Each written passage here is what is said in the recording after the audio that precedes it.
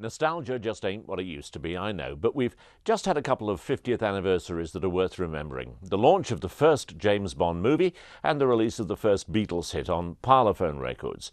Now, making records here in the UK used to be a profitable business, fabulously profitable. And EMI Records were the business, with Parlophone as one of their most successful labels. They had the Beatles, the Pet Shop Boys, Dusty Springfield, Duran Duran, Kylie Minogue, and so many more artists, all establishing that pound sterling sign as one of the best-known logos in the music world. Odd for a record label that started in Germany. But when the days of the record store at the end of the street were numbered and the internet became the way to get your music, EMI was sold to venture capitalists. Then the old inevitable chipping away started, with a third of the staff being fired and a fair few bands like the Rolling Stones and Radiohead marching off in disgust.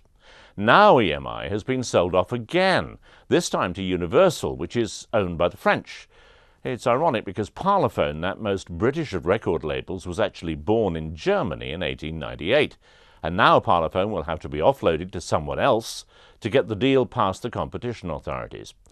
But what about EMI's recording home, Abbey Road? That's right, the home of that album and a centre of great music recording for, 80 years or more, and a studio that hasn't made a profit in a long time.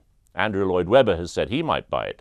Venture capitalists want to open a Beatles museum there. I was in Studio One, Abbey Road, a few weeks ago, recording with the John Wilson Band. The guys in the white coats, the collars and ties, who worked with the likes of George Martin, have long gone, replaced by geeks with heavy glasses and rather intense stares. And they've cleaned the canteen up a lot since the Beatles. But it's still a magical, a mysterious place in a suburban street, and just down the road from that zebra crossing. Now the government has put a stop on any major alterations being carried out there, so it'll never make money, but it will be an active, fabulous place to work for the foreseeable future.